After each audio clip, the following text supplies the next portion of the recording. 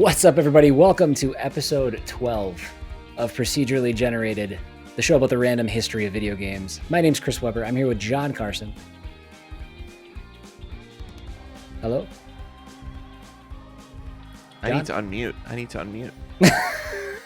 That's what I get for muting my mic to cough. Hello, Chris. How's it going? I'm good. We're keeping this. Closed Apple Music, and I was like, well, how is Apple Music tied to Zencastr? I don't understand. I just want to let you know about the ties between Apple Music and Zencastr. Clearly, I've closed it's a direct the tab line before, but this is the first time I've had another app affect it.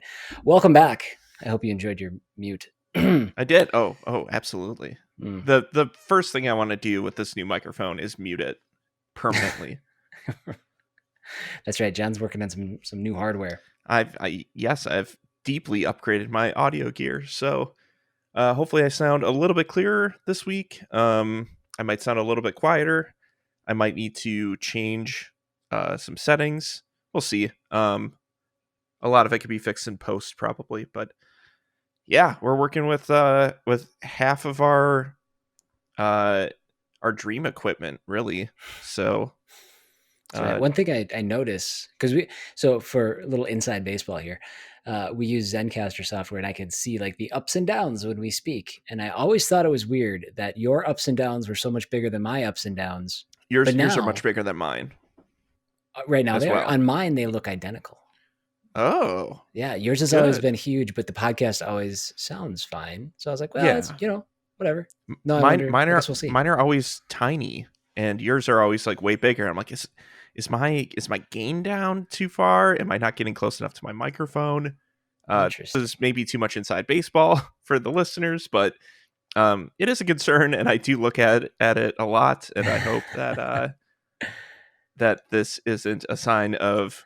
Well, I was actually going to ask you how yours looked on your end, but if it looks the same, I'm happy. So yeah, that's good. We look identical. This is the first time it's looked like this, so I'm great. I don't know.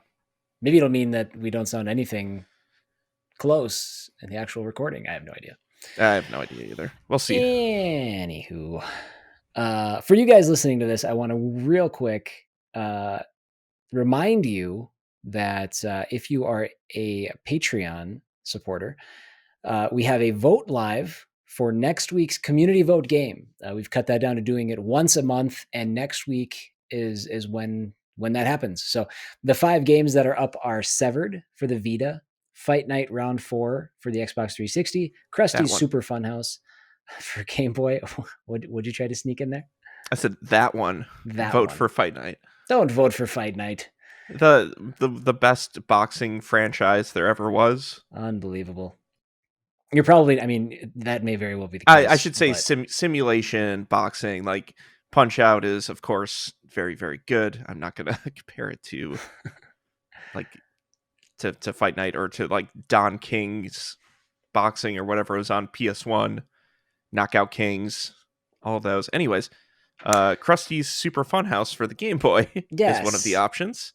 Motion Explosion for the Xbox 360, and Pac-Man and the Ghostly Adventures 2 for the Wii U. So I wouldn't mind that one either, but yeah, so still plenty of time to vote. Get your votes in. If you would like to vote, but you're not a member of the Patreon, that's an easy fix. $3 a month is all it takes to help us select our community vote games every month. So consider that. John, any other topics you want to go over before we jump into the games we've been playing? Not really.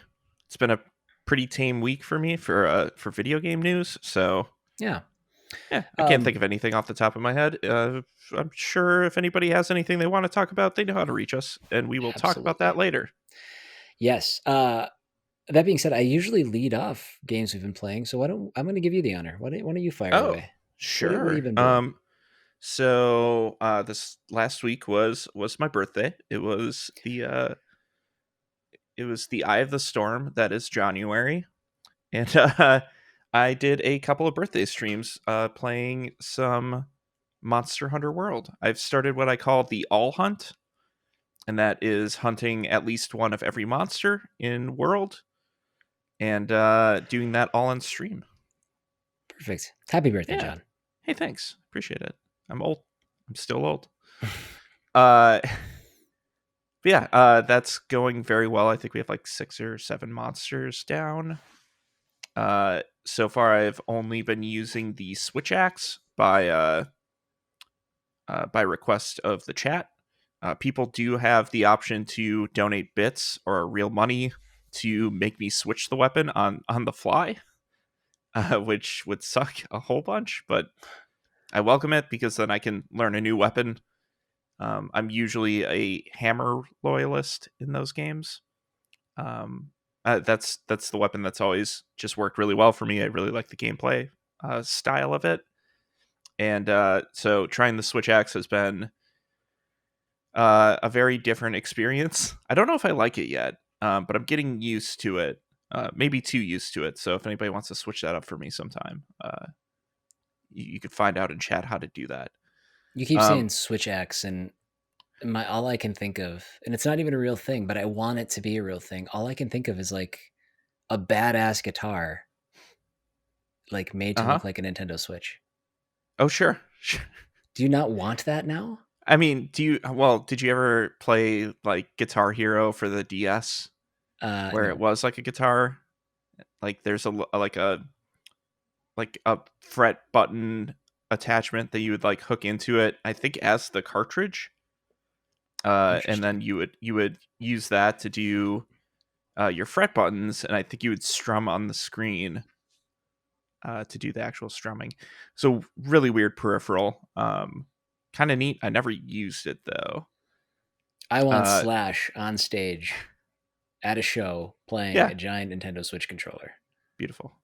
Claudio Sanchez at the next Coheed and Cambria concert, rocking. All right, giant Nintendo let's Switch. call him up. If anybody knows anyone from Coheed, just put that request in for that giant Switch. The Switch axe is a big axe like the size of a greatsword that transforms into a sword. So you're switching between axe and sword. The axe part does less damage, but it builds up a meter. So when you switch over to your sword, you can do like elemental damage, and it does more damage. So which is not to weapon. There's that, and then there's a God, what is it? The charge blade, which is a sword and shield that turns into an axe. All right. Okay. I get really confused with these naming conventions. I had to ask chat which one was which a few times. But yeah, they definitely have like Bloodborne weapons in Monster Hunter. Man, the game's really fun. I know you've never really been fond of it, but I'm still going to keep pressuring you. I think you should try it again. Even though you just tried that Rise demo. Yep, that lasted about 45 seconds. And I was like, this is the same thing as World. I'm done. Sure. What was something you played last week? Well, I was streaming some 13 Sentinels Aegis Rim. I think I talked about it last week as the following day. I think Wednesday was the day I started it. Yeah. And I played it for a couple of days, but it's not. It wasn't two things. It wasn't a good streaming game. So I decided to no longer stream it. And it was also I don't doubt how awesome the story might be.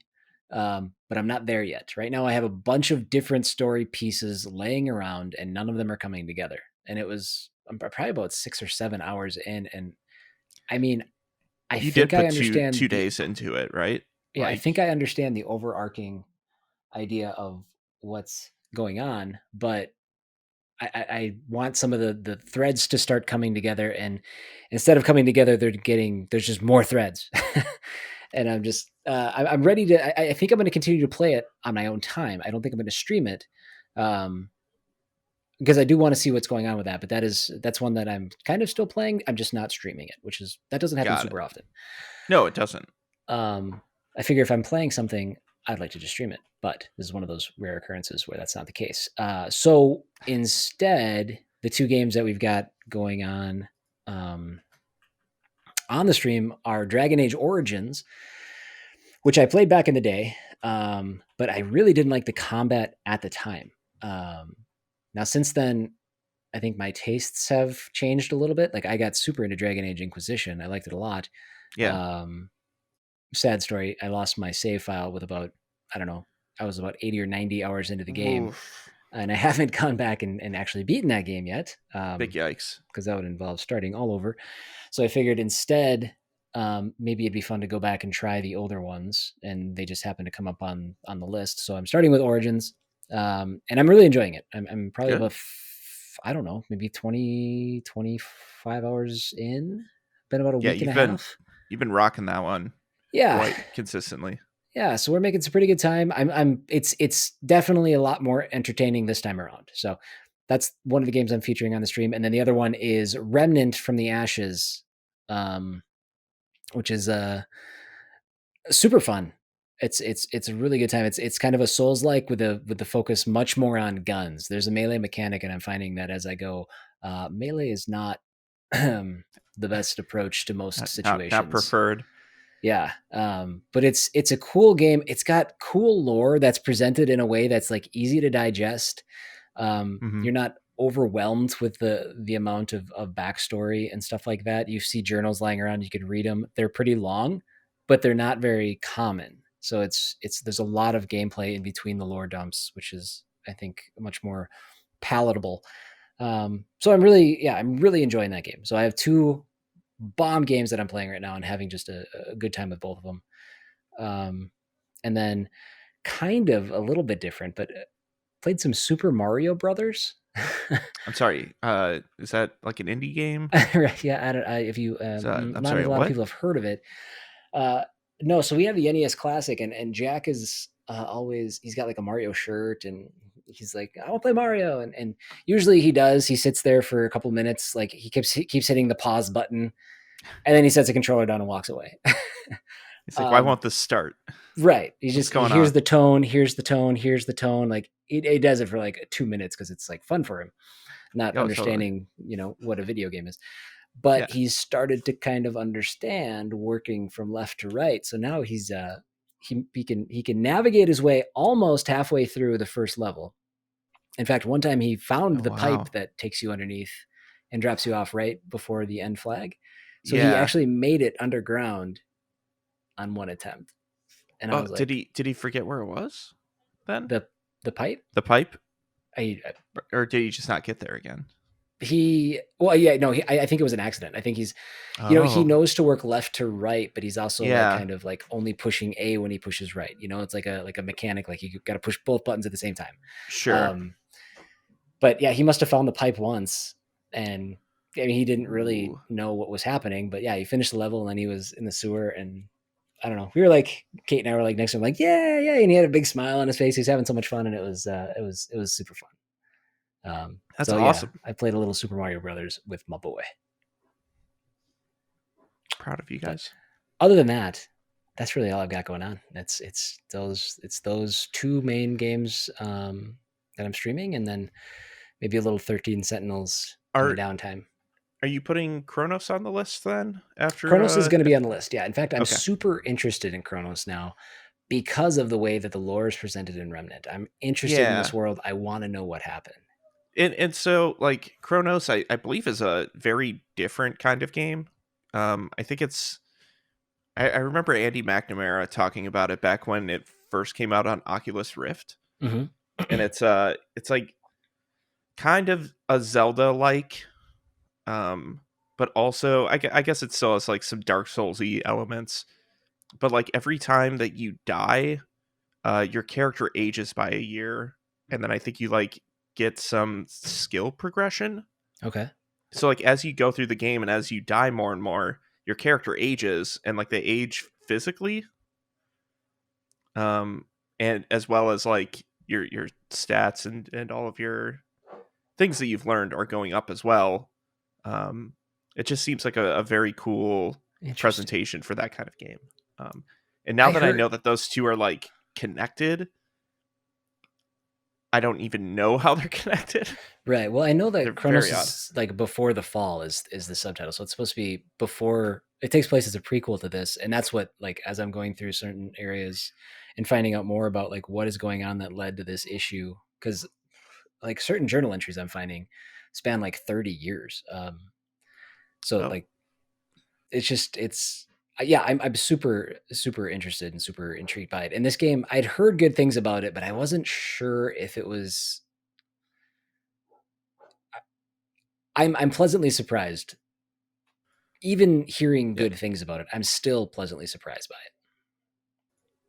Good. So Good. I'm glad that you're enjoying it. yeah, for sure. It's one I've always wanted to check out. I just, for whatever reason, haven't found the time to. I Yeah. think I have it on Epic. I think it was Well, a free it's game also on on there. Game Pass. Oh, great. That's Yeah. In you. fact, both those games that I'm playing, Dragon Age and Remnant, are both on Game Pass. So That's awesome. So, cool. yeah. Anything else that you've been playing? Anything else we should? Yeah. The other day I picked Yakuza Like a Dragon back up. Every time I pick up that game, it always makes me smile, like for the whole time that I'm playing it. And it's very surprising to me how it goes from like super goofy to super serious, and it works. Like those shifts in tone, I think in most other games would just like fall super flat, or it would seem super cheesy. But the heart of this game is just so strong and pervasive that uh, I think just about everything that it does works because it does everything just at full force.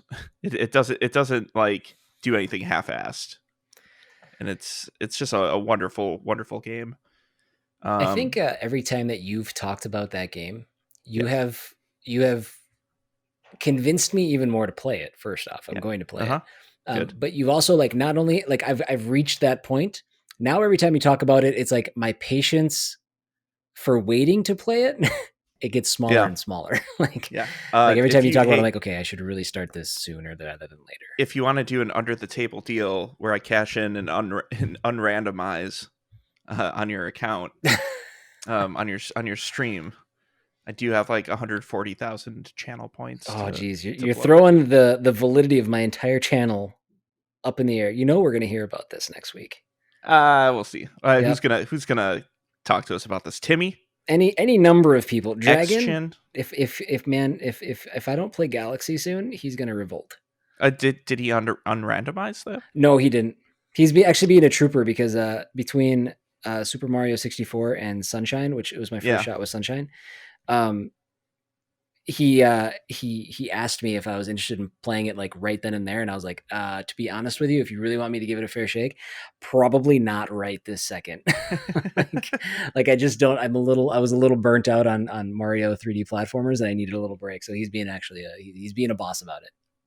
Although me I playing other think Mario games in front of it, probably not helping. he probably didn't help. The 3D World remaster, I don't know, re-release is I think next month, which Oh looks yeah, that's awesome. coming. Did you see that new trailer with Mm-hmm.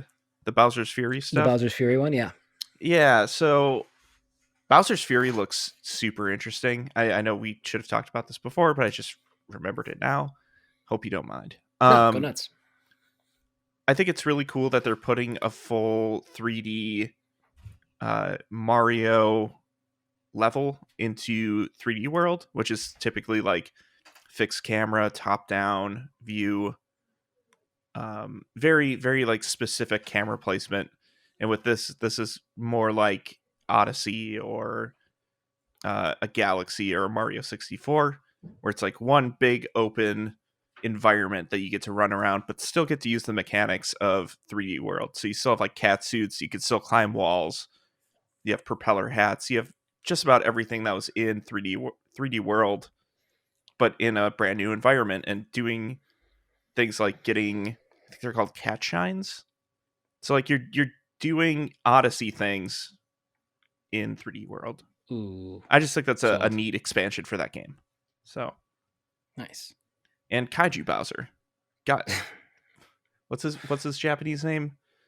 Godslayer Bowser. Did we talk about this last week? This is starting to sound very familiar. I don't think so. I've never played 3D World, so all of this is new to Oh, me. 3D World's great. Yeah, no, I'm looking forward to it. Get used to it. I need Get those, used like to it. we talked about, like, hey, I need to borrow all your consoles to play all these games that I can't play, and Yes. basically I'm at the point where I'm just like, please remake all of the things that I've missed, and let's just call it good. So I think all that we're missing now is Xenoblade Chronicles X. yep, that would be the I one that I think would that's want. about it. Well, all the Every Zeldas. and the Zeldas. Well, I mean those exist in other places, but yeah, if they bring out Twilight Princess and Majora's Mask for the 35th anniversary, that'd be very nice. Yeah. But yeah, that's really all I have for game stuff, I think. Okay. Yakuza's still awesome. I think it's on sale right now for like pretty cheap, if I remember correctly. Nice. So, well, yeah. So if you guys enjoy the show, if you guys enjoy what we're talking about, or what we're about to talk about, please leave us a good review on whatever podcast app you're listening to us on. Like, comment, subscribe on our YouTube. Whatever you can do to show some support, show some love. It means the world to us. It obviously helps us reach out and interact with new people. So that's what we're trying to do. We're trying to grow, and that would be the best way to help us. Now, if you're interested in reaching out and supporting us in other ways, we have our Patreon, patreon.com/procedurally generated. For as little as $3, you can become a member of the patron. You can become a member of the Patreon, or you could be a patron, I guess. Those are how those words work.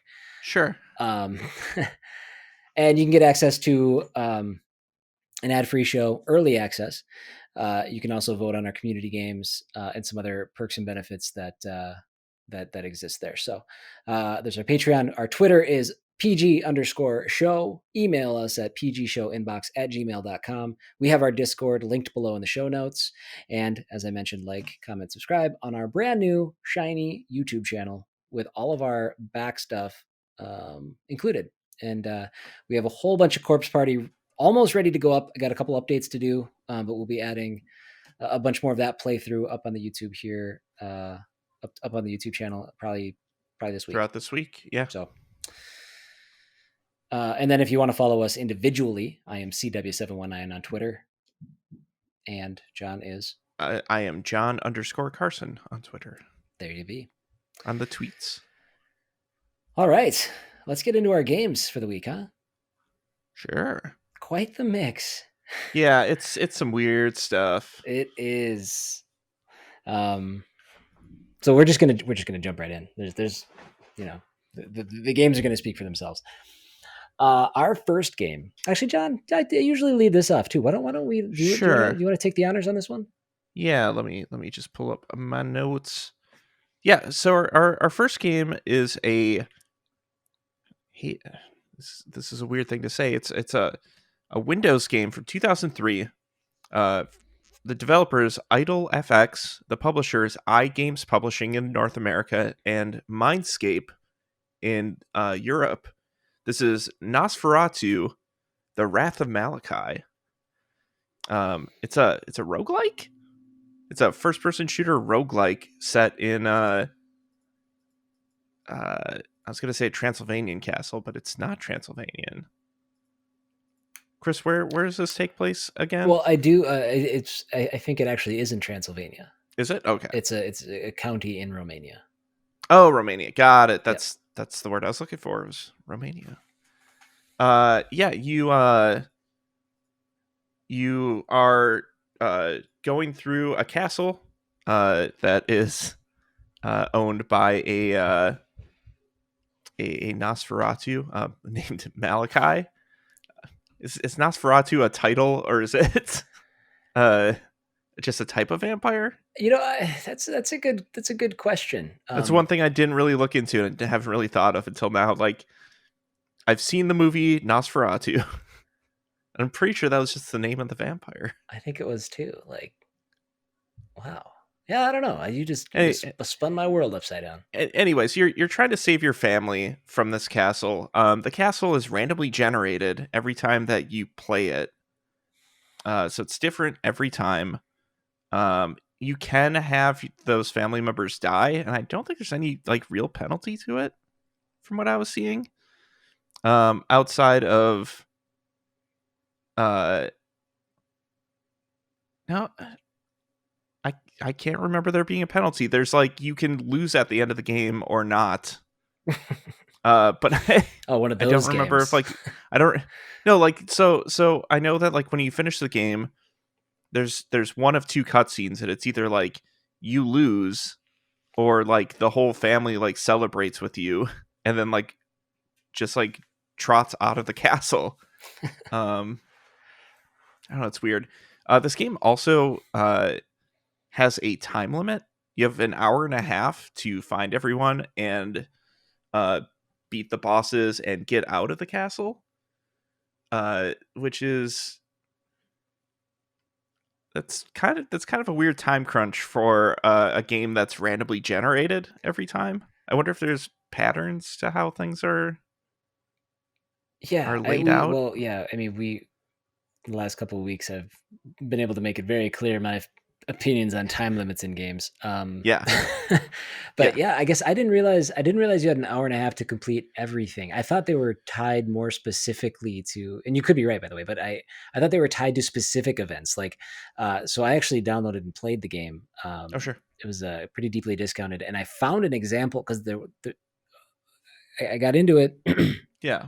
And one of the first events, it's kind of spoilery for the very beginning of the game, but you're in kind of a castle courtyard, and as you're kind of exploring and wandering around, somebody falls out of like a third story window, Yeah. and you talk to them, and they say, "I need you to get me the doctor. I don't think I have more than like a half hour to live," or something to that effect. It's Mm-hmm. probably better written than that, but um, the It's not. yeah, but then the timer kicks in and says, "Yeah, so you've got 30 minutes to find the doctor, bring him back, and revive this person, save this person." But Yeah. it's weird if it's 30 minutes just to do that. I wonder. I guess I don't know how the progression would work in that instance. I didn't satisfy it because I went down into a room with a whole bunch of enemies and just got And died. wrecked. Yeah. I killed one Yeah. enemy, and then I found a room with multiple enemies, and it wasn't even close. I mean, this is a first-person shooter circa 2003. Yep. And it looks and plays like it. It seems like. I mean, everything is 3D modeled, but not everything animates like it was a 3D model. I think this was before, like ragdoll physics started getting into games. Everything was really stiff. Yeah. Yeah. Like your weapon animations are all like 3 to 4 frames. Yep. It's very, very weird. It almost looks like a 3D version of Doom, for how animations play out.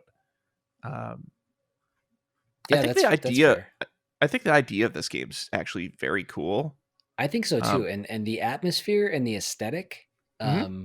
I think they actually kind of nailed it. There's like this weird like film grain, which I don't care for really, but it kind of worked in this game. There's this kind of this weird Yeah. film grain over the screen, and it was foreboding, and there was like claps of thunder that were actually like startlingly loud. Yeah. And the opening really kind of intrigued me. Yeah. So yeah, it was interesting. And like as you go through the castle and you're exploring different areas, you pick up things like there's like health packs, but there's also different weapons that you can use. You start out with like a sword, and then you could pick up things like flintlock, handguns, flintlock, musket, revolver. You can get a cross to banish like these shade like demons that will attack you. Yeah, and your main protagonist, his name is James. He actually he's attending his sister's wedding, who is marrying the son of a count in Romania. That's kind of the backstory Got for it. why Yeah. you're there. Yeah. He was traveling to Transylvania from Sweden after losing in a sword fighting competition. So that would be, I mean, that's why he has a sword ready to go. Yeah. And then when he gets to the castle is when he discovers that his future brother-in-law is a vampire, and the entire family's been taken into custody of the vampires. So, but yeah, I really like the idea of a randomly generated castle where you have to save your family members. Like, yeah, there's a few bosses along the way, or like a few scripted quests that you have to do. But like once you know what those quests are, you can complete those pretty quick. You just need to figure out where things are, because the map is different every time. I feel like this could be, they could remake this pretty easily. And I think someone should try to remake something like this. If there is something like this, obviously let us know. There are some like, there's some janky stuff in this game though. Like, it seems like some of the writing's kind of iffy. The way that your character walks has like a wobble to it, like he's a penguin. A lot of motion. And then when he jumps, it's like his head is weighted, and like you kind of like turn to a side. It's very odd. Like you jump like a drunk baby. Yeah, there's some weird like tracking issues that I read in reviews, some clippings issues. But like looking back at this game, it looks like an old game, and a lot of that stuff kind of like, I just kind of see it for the era that it came from. And I kind of excuse a bit of it, and I'm kind of seeing through what was probably like a B or a C game back in 2003, and like just seeing the mechanics of it, and I'm really digging it, actually. I just wish that there was an updated version of this to play. Yeah, I would second that big time. I think, like I said, if somebody were to tackle this, and if they could capture the atmosphere, so I mean, it's if they could capture the period as well, 1912 is what the setting is. Mm-hmm. You stick to like the old weapons and just the creepiness of the castle. Even the courtyard area was just kind of this creepy environment. I think, yeah, I think that this would work well, Yep. as a modern day roguelike with more of the modern um, aspects we enjoy today kind of Yeah. thrown in. This I thought it was important to know. I don't know when sorry, God help me, procedural generation. I don't know when that happened, like when that became big in the industry. I guess I would assume that this game is probably up there near the beginning of when those kind of games existed. Like in a 2D sense, it had been happening for a couple decades, but like in a 3D sense, this is pretty Yeah, new. that's okay. That's kind of what I thought. The engine that they used, they called it the architectural generator engine. I mean, the term procedural generation, I don't know if it was even tabbed at that point. You hear that, Yeah. you hear it thrown around all the time, especially with this We didn't invent it. podcast we have. Yeah. Weird. Yeah, more now than ever. But yeah, I mean, this game, while it didn't review necessarily like amazingly, the thing that got the most positive feedback was that engine, the ability to change your experience every time you played it. Yeah. But yeah, I mean, it's at a 70 on Metacritic with a 7.5 user score. So we're jumping ahead a little bit, but just tying those two things together. And I was seeing reviews as low as like, there's a Game Informer review that was like 3 out of 10. Oof. So like it either hit with people or it super missed. Okay. I don't have too much else on gameplay. I was just gonna. Yeah, okay. I was gonna ask if you wanted to talk about Idle FX, the developer, a little bit. This we talked about this a little bit before we started recording because I had some questions, but the games that Idle is credited with are games. It's Gast from 2002, Nosferatu, this game we're talking about from 2003. Loophole, which I think has a Swedish subtitle. We're going to try our best. Skrat Magi och Gladjetjuvar. Yeah, nailed it. From 2003. You got there. Drake of the 99 Dragons in 2003, and then FBI Hostage Rescue in 2004. Now, John, you turned me on to something that I did not know about. Yeah. And that was the game Drake of the 99 Dragons. What do you know Yeah. about that game?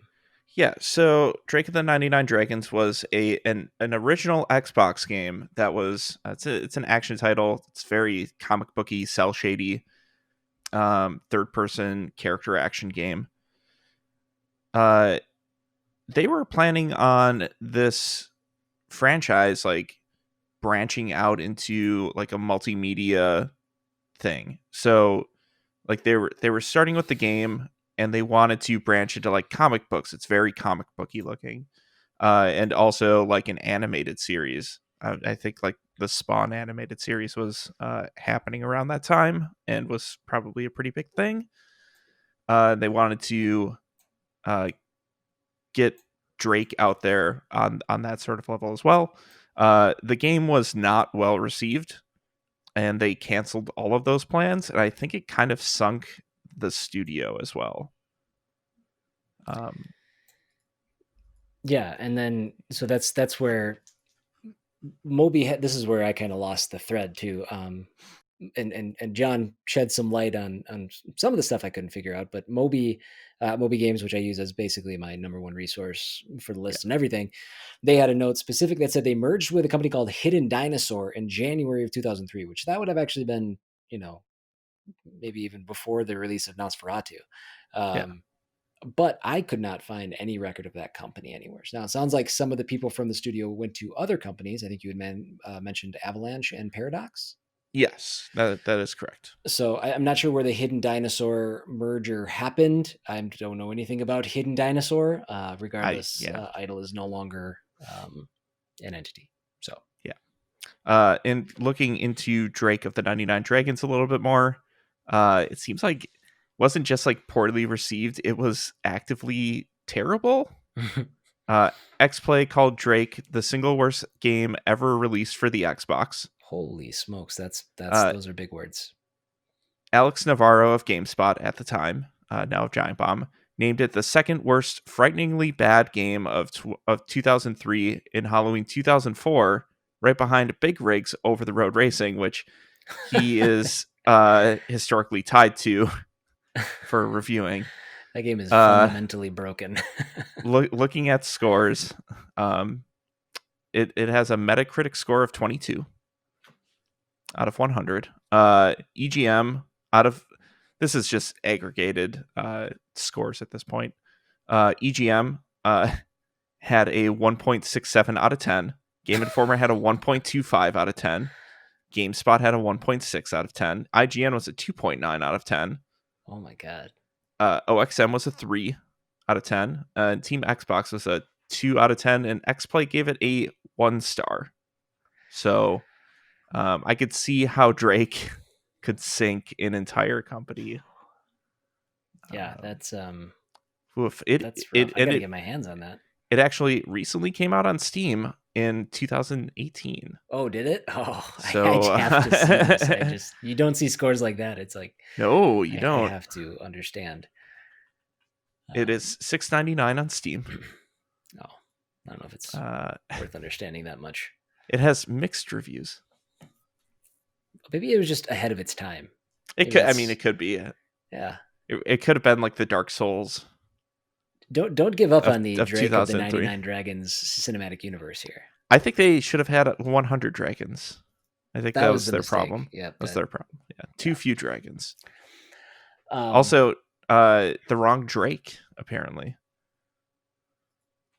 I should have had Nathan Drake or the Drake from Degrassi, which is also the Drake from Drake the rapper. I do have some information on iGames as well.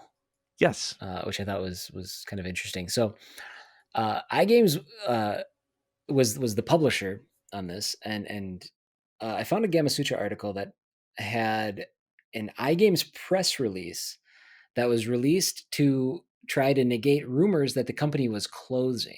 So if when this came out, this would have been one of the shortest publication periods of any company. They would only have released 2 games at the time. The press release said that they were not closing, but they were just restructuring, and that things were going to be just fine. The only other game that they had published besides Nosferatu was Savage: The Battle for New Earth. Oh yeah.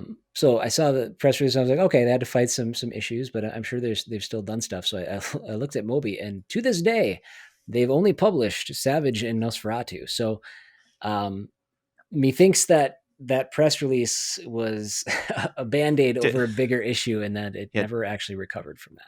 Didn't quite restructure. Yeah. They destructured, did not restructure. Exactly. So they are no longer around as well, and they did only publish those 2 games. Wow. So, but that's about all I have on Nosferatu. Yeah. Let's put it back in the coffin. Yep. I also did buy it. I didn't get a chance to play it though. Okay. But yeah, I'll be curious to see what you think. I might. Yeah, it seems interesting enough. It's worth a run. Watching some videos of it, like there definitely is. I could see the jank in it. Yeah, but I'm hoping that I can find some fun. All right. Well, should we go ahead and take a break? I think so. Perfect. All right. We'll see you guys in just a little bit.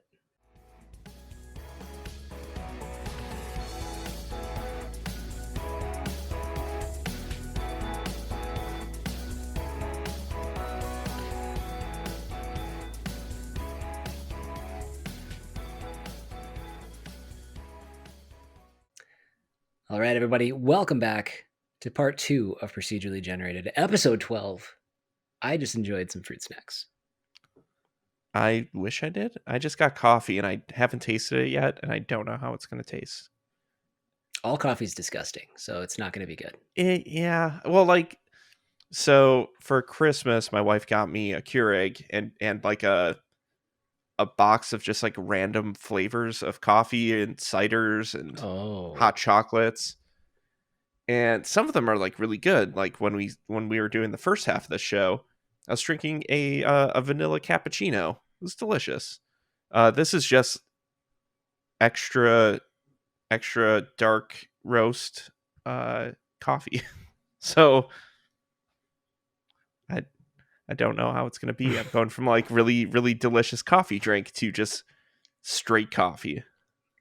It's like a Jelly Belly coffee sampler. You're going to get the vomit one. And it's going to be real gross. Yeah. They shouldn't make that. That'd be terrible. They shouldn't. But I wish I had some food. But it's a good thing that I'm already hungry because we're about to talk about some food, aren't we? We sure are. This second game, this might be, I've said this, I think, once or twice in past shows where I'm like, this is why we do the show. This is why we do the show. I don't, but now I'm thinking like this is my new number 1 in terms of games that have the qualifier. This is why we do the show. This is a game developed by, art department Werbogenter. There you go. There you go. I'm just going to go with, I've seen them just like listed as the art department. Yeah, let's do that one. Trying to search for that is super hard. It's a German company called the art department. Werbogenter, maybe? I don't know. Yeah, sure. It'll be in our Discord. Sure. Developed by the art department, published by BiFi Roll. That should be a pretty big hint, or not. Released in 1993 for the Amiga and DOS. We got a 2D side-scrolling game. This is called BiFi Roll Snack Zone. That's right. Our first food tie-in game. Yeah. Yeah. This is why we do the show. This is why we do the show. It is all in German. It's a side-scrolling adventure game. Yeah. Do you want to set up what this thing is? Absolutely. A little bit? I would love nothing more. The plot is that secret documents have gone missing from the factory that makes BiFi rolls It's a kind of salami-based snack. And without them, production has been forced to halt, and supplies will run out in a few days. You play the role of a man called Lucas, and it is your responsibility to scour the city and recover these documents as quickly as possible. That's what you're doing. You gotta get the things back, Right. get the documents back to continue to make these delicious beefy rolls. Yeah. Beefy rolls. I think we should probably yeah. What the hell is a beefy roll? Beefy rolls are kind of like they're like a beefy. It's spelled BiFi, like Wi-Fi. It's a German snack stick. That's kind of like a Slim Jim. In its normal form, a beefy roll looks like a corn dog. Corn dog without the stick. Yeah, without the stick and probably not warm. Yeah. Is my guess. So it's that same beefy meat stick wrapped in a pretty thick coating of bread. Mm-hmm. That is a beefy roll. Beefy as a company, let's do a little bit of history on them quick. The Beefy brand was introduced in 1972. Over time, they ended up selling their whole operation to Jack Links. For our North American listeners, they might recognize that brand a bit. And now they are all one and the same. So Beefy is still a brand that exists. I talked to a friend who lives in Germany currently, and her fiance were talking about getting a Beefy the other day when I asked her how to pronounce this word. So because I had been, ever since we drew the game, I had been calling it BiFi, not having any context as to what the game was. Yeah, and I never like said it out loud, and then eventually I'm like, I need to, before we like actually vocalize this, I need to figure out if it's BiFi, if it's BiFi, if there is like a longer word for it, and it's just like shortened to BiFi in writing, but yeah, it is beefy, which makes a lot of sense. Yeah, that it is a meat stick. So in doing my research, I came across the actual product on the German Foods website, which you can import foods from and stuff. And this was the description. And as soon as I read the description, I messaged John, be like, "Listen, I may be ordering a beefy. I need to understand what this is." But I almost did too. Yeah, and then I found out the shipping was 6 times the amount for 2 beefy sticks. So yeah, I decided not to. I will take this time quickly to interrupt you and just say, if we have any listeners in Europe who wants to send us any of these, talk to us in Discord. We will try to get you shipping information, or really any foreign snacks. And we are open to any and all. If you need to understand why we want this, here's the description. Now, this is just good marketing, but it got me in a way that I'm like, oh, I need that right now. High quality beef paired with juicy pork make the sausage really tasty, completely without flavor enhancers or artificial flavors. All right, that's fine. That's all cool. This next part. Smoked in beechwood, then air dried and refined with a delicious spice mixture of pepper, coriander, and garlic. The salami is a true taste experience. And I was like, done, sold. I'll take I one. want it. And then I found out shipping was like $40 to get it here. Yeah. And I'm looking at like a cross section of a beefy roll, and it looks kind of shady. Not gonna lie. I want the roll part. I think I want to try both. I want to try the roll. Just as like a weird cold corn dog. I want to see what that's like. In my day, people who have known me have known my my love for beef sticks. I was really, really, really into Slim Jims for a long time. Oh, that's because they're delicious. They are delicious, and now I've kind of moved on to like some of the Jack Links, like the Sasquatch sticks, or the Matadors. But this is something I had never heard of before, and I would really like to taste it.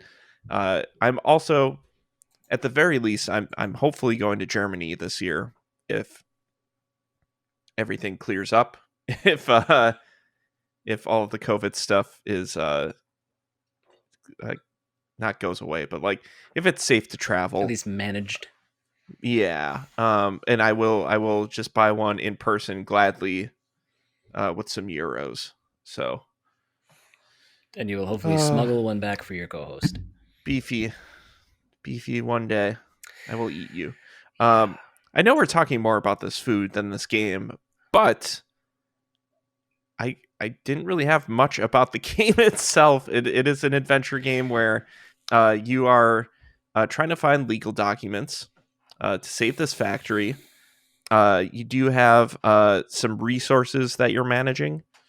You have like a life meter, a hunger meter, I believe, and it's a snack meter. Oh, sorry, a snack meter. Excuse me. And then just like a mental health meter. Yeah. So I pulled up a playthrough on YouTube. So there's a couple of reasons why this is a hard game to talk about. First off, as John said at the very opening, the entire thing's in German.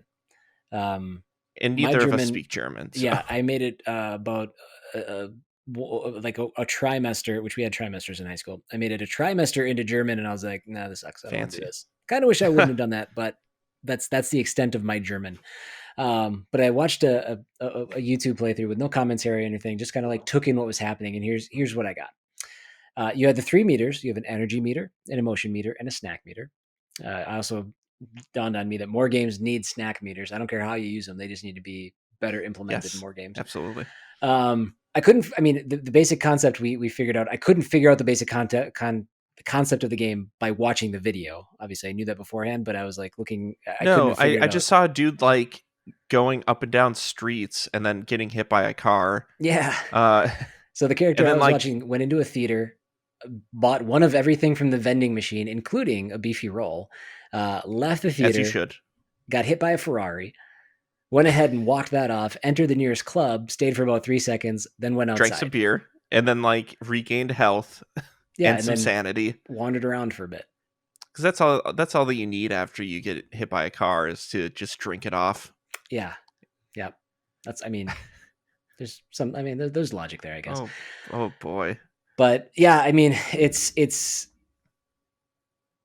the detail is actually pretty good. I mean, for how old the game is, it was a good looking city. I don't know. It looks like a computer adventure game from 1993. Yeah, that's about it.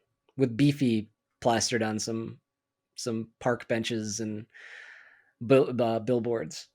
Yeah. I mean, really, I think it's a lot of finding items to trade for items, to trade for other items, to get the correct item, which is the legal papers in the end, so you can save the factory. Yeah. Now, unsurprisingly, this game spawned a sequel. I might even go so far as to say it's part of a trilogy. Oh, do tell. Do tell. Well, so Snack Zone. So we'll get into the BiFi roles as a developer first. They have sure 3 games to their credit. They've got BiFi Snack Zone, which is what we're covering. They've got their follow-up effort, BiFi Roll Action in Hollywood. And then they've also got a third game called Too Fast for You, Das Super Heiße BiFi Race.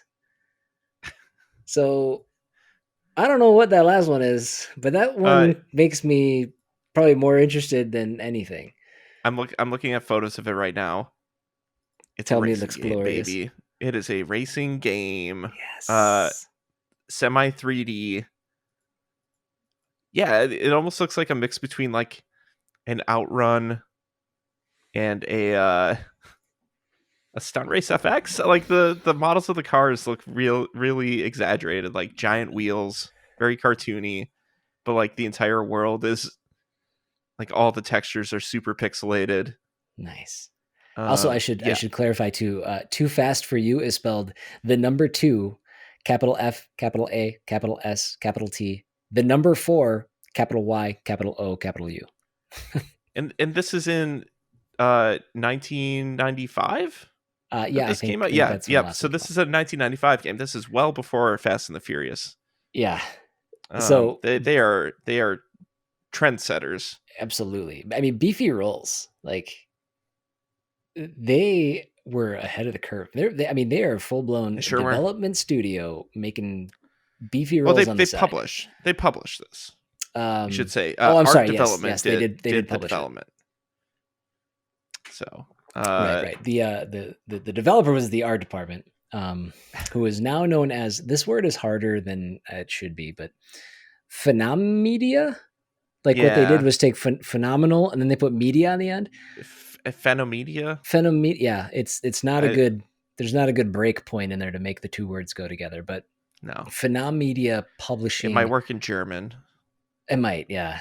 And they're known for publishing primarily and maybe exclusively German titles. They brought some of the smaller games. Well, I shouldn't say smaller games. They're bigger games. Let me find the list here real quick. I remember seeing a pretty big game on there. Peggle. They brought Peggle over to Germany. Yeah, they did. Yeah, Peggle was one. They also did. Let me see here. Sven 004, which is one of those 00 agents you really don't hear about too often. Yeah. Leisure Suit Larry, Kula drinks, und Heist girls. What? Almost every game that is on this list is Sven German. Total. So yeah, but Peggle is a big one. Bejeweled Twist is a big one. What was the one I was just looking at? Where'd it go? Zuma Deluxe. Zuma, that's what it was. Zuma Deluxe. Oh, I just guessed. I saw it on there. I'm like, ah. Oh yeah. So like Bejeweled 2. I guess they worked with PopCap. So yeah, they were just like PopCap's German team. Yeah, but other than that, Moorhuhn, I don't know, that one shows up all over the place. That must be a pretty big series. Die Gross Match 3, Samlung. I'm sorry. Also, I would like to apologize for butchering all of the German. Yeah, again, words. We are. I'm not trying to make light of it. I'm just making light at me not being able to pronounce it. Yeah, exactly. Like I said, I have like 12 weeks of German when I was 15. So what is Sven 004? Oh man, it is a James Bond thing. Yeah, it's something with some like a sheep wearing a tuxedo and drinking a martini with like the barrel of the gun thing from James Bond movies. Interesting. Sven has pleased all the sheep in his immediate surroundings in a given time limit. Well, I'm not playing that game. But yeah, so that's. I mean, I don't have anything else really about the gameplay or the development beyond that. This is I don't either. But again, I doubled down on this is why we do the show, to find gems like this. Even though there's not a lot to share, it's fun seeing something like this licensed game with the product tie-in with a snack stick. Yeah, basically, and it is a freeware game. I linked in the Discord. I have a link to the software library page. I couldn't figure out how to get past the first screen showing the developer. Maybe you'll have better luck than I can, but if you're interested in trying it, that might be the best way. And I just want a little bit of transparency with our process of picking games. So this came up on the list, and Chris and I are like, you kind of looked into it a little bit, and you're like, it's all in German. It's a snack food tie-in. Should we do something else? And we were both like, we thought about it for a bit, and we're like, no, like this is exactly the kind of stuff that we need to bring to the podcast. Like this is stuff that we never would have played or looked at. It's stuff that a lot of people probably don't know about unless you were playing DOS games or Amiga games in 1993 in Germany. eating beefy rolls. Um, I mean, this is the most like efficient we're I've been marketed to in years. I want a beefy roll, and I want one now. we're not gonna shy away from games that are only in a different language other than English, and we're not gonna shy away from weird product tie-ins. That excites us. Yeah. So thank you, Beefy Roll Snack Zone, for finding your way onto our list and finding your way into our stomachs. I look and our forward to hearts. finding your brothers in the future. The Beefy family. That's right. But that's all we got for Beefy Roll Snack Yeah. Zone. Should we move on to game number 3? Please. All right. Please do. We'll tell you what, I introduced Beefy Roll. Why don't you drop this one? Yeah. This game, I need to get it on the there we go. So this game is a sci-fi tactical RPG. Has RPG elements. It is developed by Tortuga Team Limited. It is published by Tortuga Team Limited. This is Spaceland, which released in 2019 for just about everything: iPad, iPhone, Macintosh, Switch, PS4, TV OS, which I think is the LG operating system for TVs. Oh. Windows and Xbox One.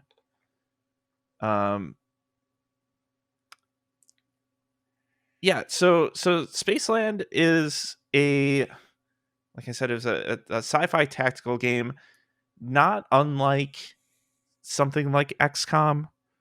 Everything is grid-based. You are playing as named characters that all have different skills and different strengths and weaknesses. But I would say while during our research we've noticed people kind of like compare it to XCOM, I feel like that falls kind of short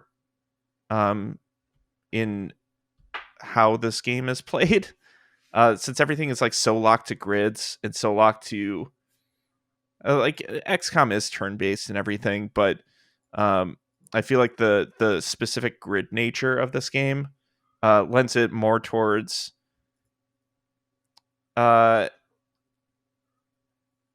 almost like a typical roguelike.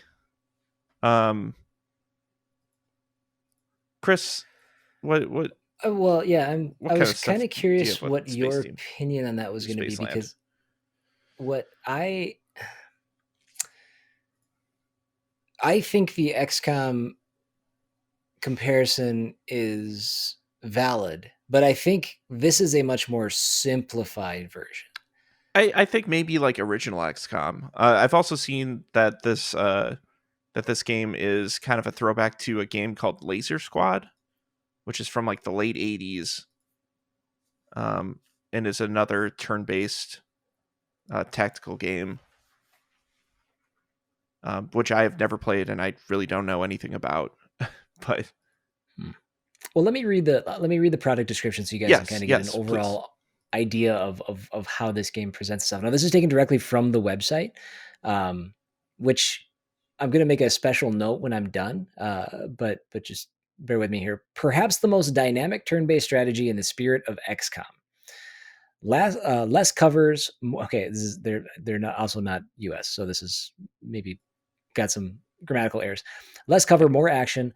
Land on the lost planet and give the mutants hell. Shoot, kick, blow, crush. You will gather the most desperate team of fighters and unravel the secrets of the mystical planet in the best traditions of science fiction genre.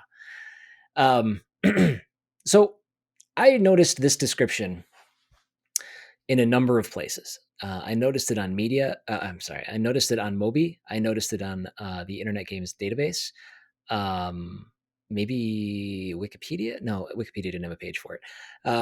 But it was in several different places. But this is the only description that I saw where the word was changed from whatever it was originally. I think it was just old RP. I don't remember what it was, but this was the only place where it actually called out specifically in the spirit of XCOM. Oh, sure. Which I don't know why it got changed, because everything else is almost verbatim, word for word. But XCOM is different on the website compared to everywhere else. So I don't know if that's a comparison that they're trying to make. It could be. It could be just their inspiration. Yeah. But like looking at like screenshots of it, like there is some of that, but I'm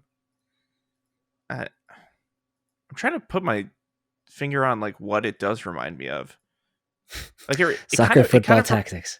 Yeah, that's what you said to me before we started this. I mean, that is a tactical game that's built for every platform. So it's easily something you play on mobile. It's something that you can play on PC and consoles. Mm-hmm. It's something that you can look at and understand and clearly see where everything is, what your moves are. And I think Spaceland is doing that as well. It has a nice clean look to it. Everything's kind of flat shaded. There's vibrant colors. There's characters that stand out. The enemies stand out. I think it's a very nice looking game. Mm-hmm. And in a way that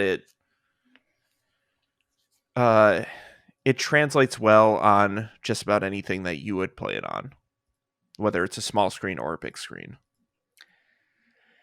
Yeah.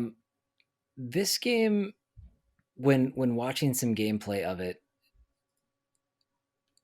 again, I could see the XCOM comparison to a degree. I thought it was a much more simplified version of that, Yeah. which made it all the more enticing to me. I would. This just seemed this had more of like the complexity to me. So XCOM has always seemed maybe overly complex to me, but that's also because I haven't really gotten into an XCOM, and I don't really care to. The tactical turn-based RPG, like an XCOM or like a Gears Tactics, something like that, that doesn't appeal to me much. Did you ever play Mario plus Rabbids? I did. Kingdom Battle. Did you that like one that? I had fun with it. I fell off it eventually. But I had more fun with that than I would have, say, like an XCOM. Sure. Which it is. That's actually probably a more apt comparison, honestly. The Mario plus Rabbids. Yeah. I think that's a better comparison because like I would much rather play this game than XCOM, and it's probably I would like, and I would probably have as much fun with this game as I did Mario plus Rabbids. Well, also with this game, like you are going level to level, and playing out scenarios. Where in like XCOM, you're playing an entire campaign, like everything that you're doing, whether you succeed or fail, is going into like this grander campaign that like your successes and failures will affect how your like next day is, or where your characters are, like who lives and who dies. I didn't see if this has like permadeath or anything, but it seems like there's only, it says make a squad of 7 rangers, so I don't know if they also mentioned that like characters are named. Mm-hmm. And I don't know if that's like if they are canonical story characters or not. Chris, do you have any insight on that at all? I don't, not specific to the characters themselves, but going back a little bit to what you'd said about, going point to point to pull another Mario comparison, between battles, this game does have kind of a Mario overworld type situation, like a Super Mario World, where you're moving from point to point and getting yourselves in scenarios in that way. So there's an overworld map that you're kind of exploring as you go, which actually, I don't know, I'm a sucker for those. So that was even more enticing to me. But this is a game that is still being updated. It's not that old. It's released in 2019. By the way, we did get the Nintendo Switch version of it. I don't know if that was mentioned in the beginning or not. But no, I neglected to mention that. I mentioned all of the places that it is, but yes, we did pull the Switch version. Yeah, which ultimately we've kind of decided with the show, it doesn't super matter because we're kind of covering all versions and trying to call out stuff, but still worth noting. But this game is still being worked on. There was an update in May of last year that added online duels, and I found on the Steam page the post-release plan. So besides the online duels, they have also added extra missions. They've added online co-op and an alternate ending. And then they also have the co-op campaign, story DLC, and more planned for the game. So there's still stuff that they're still working on to get That's out great. for this game. So it's a game that is still being supported. Yeah. And I thought this was also very cool. I don't remember this myself, and I don't even know if people are still playing Apple Arcade. But there was a Video Game Chronicle article showing the 50 launch games, the little more than 50 launch games for Apple Arcade, and Spaceland was actually one of those. So that's a pretty big deal. That's awesome. Which then got me thinking, what did people think about this game? We always look at the the critical reception and stuff like that, but this one is not one that I'd heard of ever before. Looking at it, I thought it looked maybe like a kind of a basic. It almost looks like kind of a mobile port, which I think that originally was. That's how it made it to Switch. So it is kind of a mobile port, which doesn't always bode well. Sometimes for games that make it over to the consoles. Not always the case, but sometimes it's an early tell of kind of the type of quality to expect. And maybe that's being derivative, maybe not, but it's, like I said, not always the case, but this is one of those situations. So I checked Metacritic, and there weren't really any ratings except for the Xbox One version, which had a 78. So pretty good. Yeah. But then I went to OpenCritic. So OpenCritic there's 6 critic reviews on record. It has a strong OpenCritic rating with a top critic average of 80, with 100% of critics recommending it. So wow, yeah, that kind of blew my mind a little bit. So this game is not something to sleep on, I would say. I want to give it a shot. I want to understand it a little bit better. We can get into totally. the developer here as well. I know I jumped over it a little bit, but that's I thought that was fascinating. That's one of the strongest OpenCritic ratings I've seen for any game we've covered so far. I will say one of the reviews that I did read for this was from Brad Galloway over at GameCritics.com. He's a great dude. Go check out that website. It's a bunch of great writers there. I think do this for the fun of it. He really enjoyed it. One of his takeaways was, all their reviews, they have like a high, a low, and a WTF. His high is outstanding handcrafted mission variety, which is great for this type of game. The low, it's almost impossible to meet all reward conditions in one run. That's fine. That doesn't seem too bad. The WTF is, why did I wait so long to try this? And his review is just pretty glowing. He played about 15 hours of it at the time of the review. He loved it. And Brad's one of those guys where, like, I take his opinion. I don't take his opinion lightly. He has a pretty good taste for games, and has a taste similar to mine. So, this game seems great. I really want to try it at some point as well. Yeah, I think about the Apple Arcade thing, and I think of Grindstone. I think of What the Golf, those big games that came to that platform that were kind of the showcase ones. And I'm wondering if again, I don't remember hearing Spaceland ever mentioned, but I'm wondering if people. I wonder if this one just got slept on with some of those games on that Maybe. platform I mean, specifically. it didn't have like a big publisher attached to it. It True. wasn't Capybara. It wasn't Capcom. It wasn't 5 or 6 other games that were like a big splash when Apple Arcade came out. Yeah. I think I remember the name of this, but okay. I definitely did not download it at the time. Yeah. I mean, the name itself is actually a little pedestrian as well. Yeah. It like every time I look for Spaceland, I guess there's a Call of Duty map that shares the same name. That was So a little a hard to little bit of siphon through. a PR issue there. Yeah.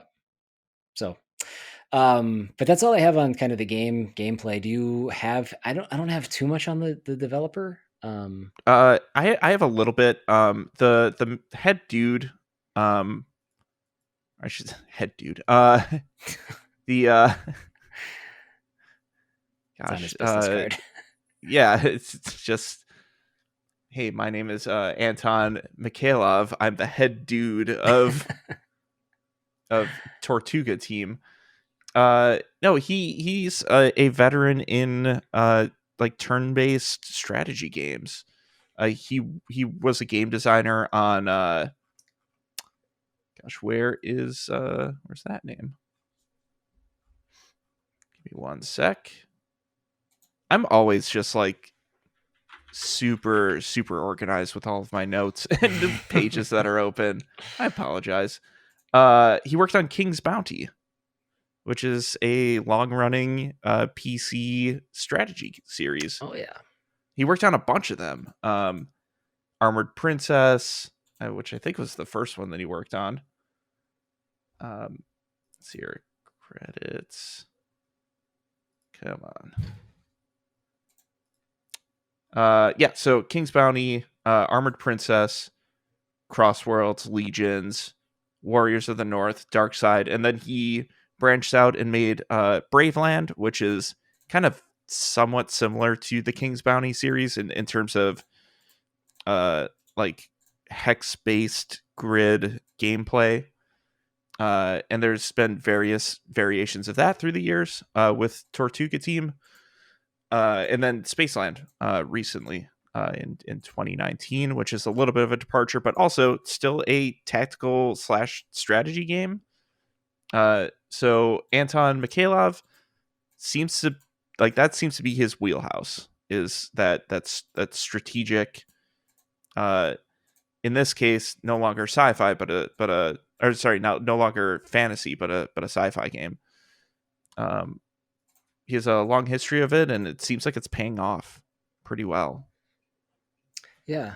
While you were going through that, I figured I'd take a second and just kind of see everybody else on the team and just see what else they've done. And a lot of people, this is the only game they have on their resume. Yeah, that's what I found as well. I did make it to Sohei, who I think was so part of the outsource squad. But Sohei actually did some pixel art for Golf Story. I saw that. That's great. That game was awesome. I love it. I can't wait till Sports Story. Yeah, that game was so good. Oh, and that's basically it. That's the only. That was really the only thing that I could like point to is like, that's a game I know, and that's a person who worked on it. Everything else, it was Anton was the only person who had a besides like Braveland was the only developer who had done things previous to those two games. So yeah, so I mean, if you guys want to give this game a shot, well, let me see if I can find this quick. Right now, it's $14.99 on Steam, $19.99 on Switch. I want to just quick see if you guys have Apple Arcade, if that game is still a part of it. I don't know why I didn't do this before, but I just want to. John, if you want to vamp for just a second. Yeah, totally. And it is like we said, it's also available on other platforms as well, on I believe PC, or sorry, not PC. It is on PC, but Xbox, PlayStation, which I'm guessing is matching the Switch version's price as well. Anything good over on your end? I went to the Apple Arcade website, and there was like, it has 3 rows of like the games just kind of like slide showing through, and it's not going very quick. And I was staring at it for a second. I'm like, there's got to be a better way to search for this than waiting for it to potentially come up on this list. So Spaceland, let's see what it comes up. Broop, I found it. enthralling. It is. I don't even know how to search to see if it's a part of that. Apple Arcade. Yes, it does say it is a part of Apple Arcade. So there you go. If you have Great. Apple Arcade still, I know that I don't, but I don't either. I enjoyed It it for a little was a while. very cool service. Like, really, if you find something that you want to play for, like, was it like $5 or something, or Yeah, $3 a month? it's worth it. Yeah, totally. I don't I don't play a lot of games on my phone. And there's a lot of good stuff on there. There's like Shantae, there's Sayonara Wild Hearts, Grindstone, like we mentioned before. With the golf. There's Spaceland. It's right there. Yep, there you go. So there you go. If you want to play it and you have that subscription, there you go. You have access to it. So we also don't promote a lot of mobile games on here. There's mobile versions of games that we cover, but I think that's the first time we've ever actively said, "Hey, you could play this on your phone by getting Apple Arcade." So, fun thing that I just realized, I did have Spaceland downloaded from back when Apple Arcade came out, because it said I already own this, and it is re-downloading now. There you go. Yeah. So I need to fix my mistake from 2 years ago. So that is actually, I mean, I guess in lieu of one of the things that I've always tried to do with the show is if we introduce games to you, if there's any potential, they're trying to find the cheapest way to do it. And there you go. That is the cheapest way, because like I said, it's $14.99 on Steam, $19.99 on Switch. If you get Apple Arcade, pay $5 a month, you can give it a shot. So absolutely. That's all I have for Spaceland. Same. Right. Not a ton. Not a ton going on for development stories or development contacts. So yeah. I don't know. They keep turning out games that get reviewed the way that this one gets reviewed. We might be hearing more about them in the future. Totally.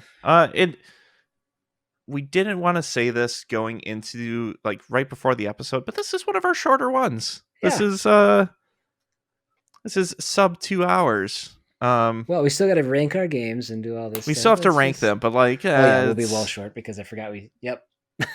we have breaks in there. We have the start of the show that I have to cut out. Yeah. Chris, let's rank these. Let's rank these games. Do it. I started last time, so it is on you. I was just gonna sit here quietly until you said something. All right. So my Chris, number 3 for this week is going to be BiFi roll.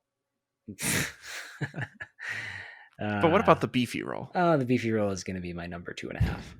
Oh, okay, great. BiFi roll Snack Zone is going to be my number 3. And it's all in German, which I'm not going to lie, that takes a little bit of the fun out of it as somebody who speaks native English.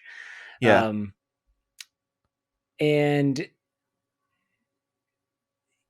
watching the gameplay and stuff, I was reminded, I don't know why I was reminded of this game, because there's no shooting or anything like that. Maybe it's just a game that I remember from my youth and it was close enough. But it reminded me of a game called Golgo 13. Okay, yeah. For the NES. Yes. Again. Do you know that's an anime? That's what I heard. A manga? Yeah. My dad... Okay, quick little side story. My dad brought home like a crate of NES games when I was younger, and this was like when we were like already like nearing the end of the Super Nintendo life. Oh, sure. Life cycle, but you're like, what is this crap, Dad? Yeah, well, he had gone to a garage sale and they bought them for like $10, and there was like 35 games in there. That's awesome. Golgo 13 was one of them. There were some bangers in there too, though. But yeah, that's that one I weirdly played a lot. I don't know if it was a good game or not, but that's probably why it reminded me of it so much, even though there is no combat per se. No shooting. I know I've heard about that game a lot. I've never played it. I could not like point out a screenshot of it, but I know it's been talked about a lot. I think on like Retronauts. Okay. I feel like they've talked about it quite a bit, but yeah. But yeah, that storied game. BiFi roll Snack Zone is going to be my number 3. There's just it's a cool thing that exists from a company that makes beef sticks. John, what's your number 3? Yeah, my number 3, because I do not speak the language that this adventure game is in. Beefy Roll Snack Zone is my number 3 game this week. But the Beefy Roll and the Beefy original snack stick are my number 1 snacks for this week that we covered this absolutely. in the episode. So it's really my number 1 foreign snack to try now. It's right up my alley. But Beefy Roll Snack Zone, I'm sorry, you are at the bottom of the list this week. Yeah. Chris, number 2. Yeah, I was gonna try to say 2 in German. I totally blanked on what that is. Zwei? Zwei? Yeah. I think it's Zwei. There's that 15-year-old German coming back. There's my cool runnings knowledge coming back. So I'm curious to see how you're going to end up here. But I am going to go with Nosferatu as my number 2. Okay. I think the game is dated. It feels dated. It plays dated. It might even have felt dated at the time. I played it. The part where when I was exploring just around the first area and going through the first couple of doors, I was kind of, like I said, I was really feeling the atmosphere. The second I got into combat, though, the whole experience kind of fell apart. It was rough, and all I had was a sword. Maybe it gets better with a gun. I don't know, but the rapidness in which I died was just like, I don't want to go anywhere near a room like that again. Like, guess what? That game's full of those rooms. Yeah, and that was just it. I think that there's an idea there.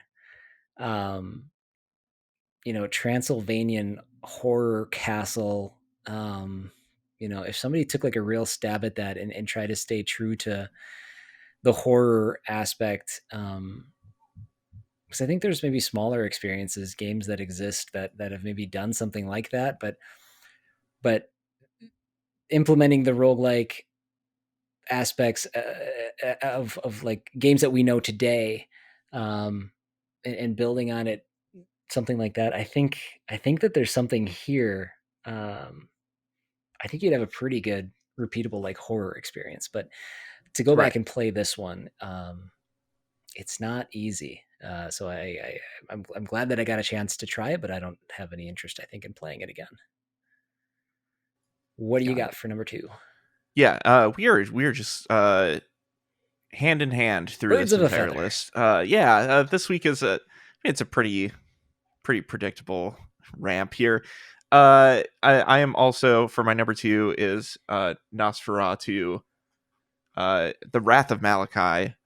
I really, once I started reading about how it's a randomly generated castle every time that you play it, I think that's super awesome. And watching videos of it, and it didn't seem like it was randomly generated, but also like that game is like coming on 18 years old at this point.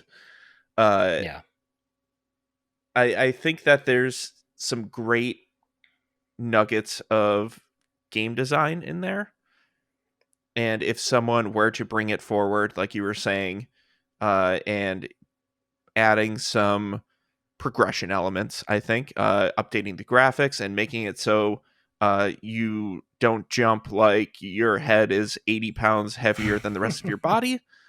I think this game could be something great. I do want to try it out though, and I do own it now, so that could be a stream or a video for the YouTube channel at some point. But yeah, Nosferatu, The Wrath of Malachi is going to be my runner-up this week. Chris, perfect. Give these folks the top of the list, the crowning achievement of episode 12 of Procedurally Generated. What is your number 1 game? My number 1 is Spaceland. And I've always liked to ask the question after we're done ranking, how much did your list change going in to post research? And I'm going to ask you that as well, but not until you get to unveil your number 1. for me, I had my 1 and 2 flip flopped when I first started. I thought that maybe Nosferatu might take home my favorite game of the week, but seeing Spaceland as a much more simplistic version of XCOM. Again, I'm glad that you said Mario versus or Mario plus Rabbids, because I think that is a much more apt comparison. But even smaller, a smaller experience than that. It sounds like they kind of focused on making each round quicker, 10 to 15 minutes, getting through kind of just less strategy, more combat, go, go, go. And that interests me quite a bit. And then again, that is probably the highest reviewed open critic game that we've seen. It is only 6 critics, which again, granted, but you spoke highly of one of those. And yes. These are not critics that I've never heard of before. They're right. from outlets that I put some, I put some stake behind. So it's, it really kind of changed it from being probably my number 2 game to like locking it in as my number 1. I think it looks, I still don't think it's quite my kind of game, but it is something that I'm interested in giving a shot at some point. Have to re-up that Apple Arcade subscription. Great, yeah. So, John, fire away. Yeah, by process of elimination, my number 1 is Spaceland as well. And I'm gonna say that my number 1 and 2 also flip flopped, but also they flip flopped over the course of discussing these games with you. Since I hadn't played Nosferatu yet, hearing that you had some issues with the gameplay and how hard it was, like the videos that I was watching were from experienced Nosferatu players. So they were kind of not speed running, but like they knew what they were up to. They knew what they were doing. And I feel like a game like that, not to talk about Nosferatu a little bit too much, but something that is repeatable but also with randomized environments. If you can't make it like 5 minutes in without dying a bunch, that maybe that's not. Maybe there's something wrong with how that game is designed. Maybe they need to tweak a few things in the difficulty.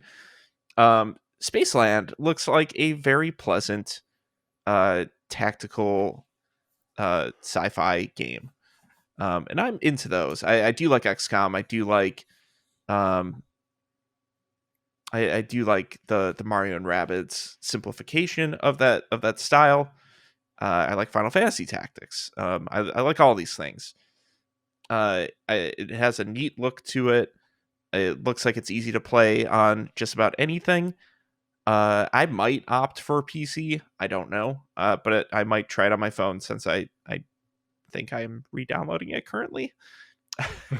But yeah, Spaceland seems cool, and it's also nice to support a developer who, like, this is their current game. They are a smaller studio. It seems like they're doing good things with it. It's nice to be able to support someone's current work, especially when there's a smaller team. Yeah, that's actually really good. That's a good point, and I'm glad you said that. So that was one of those things that kind of like tipped me over the edge for putting Spaceland as number 1. And like you said, they're still developing stuff for it. There's still more. Like if I do end up liking it, there's more down the line. Mm-hmm. So I think that's awesome. And yeah, I would like to play Spaceland the most out of these 3 games. Yeah. Very cool. That's a show. If you guys enjoyed this episode of Procedurally Generated, please leave us a positive review on whatever app you're listening to this on. Head over to our YouTube. Comment, like, subscribe, comment, subscribe. I don't know. Yep. There's a cadence. You need to There's practice that. Yep. Smash that like button. Subscribe. How does one YouTube? Get all of your friends to subscribe. Yeah. Post it to your Twitters. Tell Anywho's. your kids.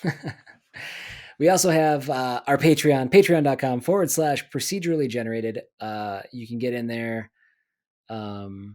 We having switched the community vote around a little bit. I was thinking about this today. Some of it's a little sparse. We're not posting quite as much in there as we probably should. So we gotta I gotta do a better job of kind of getting in there and just offering some updates and things like that.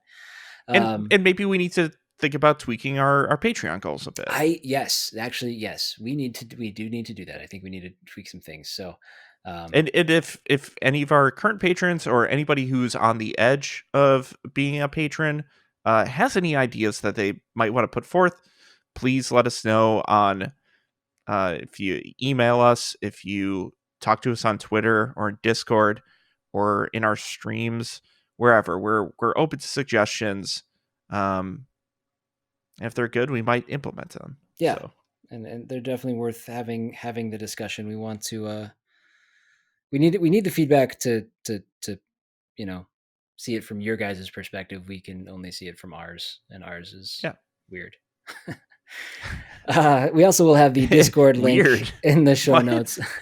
Well, it's not weird. It's just it's hard to step away from the content creation aspect and put yourself in the feed of absolutely. Like there is like we are doing this for us. We are also doing this for everyone who's listening. So the things that we wanted to do with it are going to be different from what people want to hear from us and what they're getting out of this show and all the other content that's surrounding it. So yes, that's why we like other people's feedback, because we are just two people who are doing the content and doing things that we want to do, but obviously we're not the end users. That's a weird term to use for people who are just listening to a podcast, but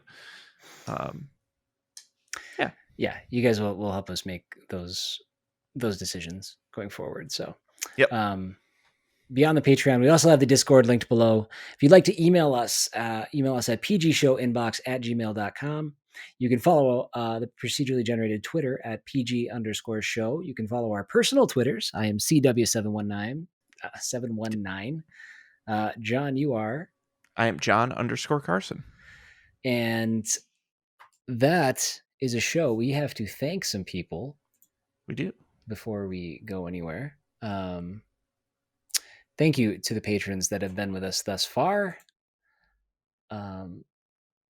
I am going to just kind of mumble and bumble here while I open the page that I had open. Yeah, I guess while you're doing that, I do want to thank everyone who came by the birthday streams last week. I'd like to thank Dan Reichert for rating my channel during the first one and bringing over his incredible community, and tons of gift subs and donations and bits and all that kind of stuff. It was a first for me as a streamer, having like that much support, and having my first hype train going was a weird experience.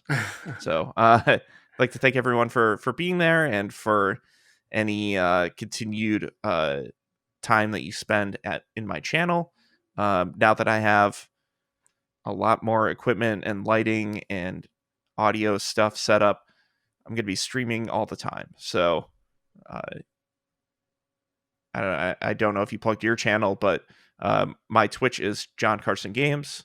Chris, what is your mine Twitch? Is CW719, and I easy enough. I currently stream full time Monday through Friday, 8 a.m. to between 4 and 4:30 p.m. Central Standard Time. Usually not on the weekends, but like last weekend we had a Kate stream. Kate's my wife.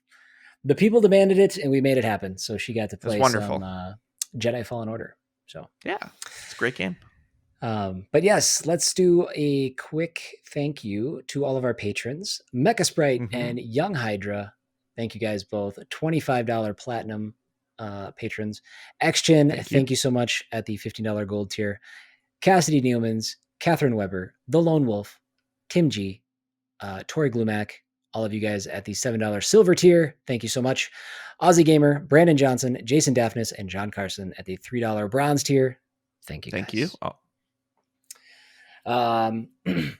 Again, on the way out, if you could drop a 5-star review on iTunes, a thumbs up on the YouTubes and the whatever makes the thing happy, do that. Or share it on Twitter. Also share. Yes, that actually is a really good idea.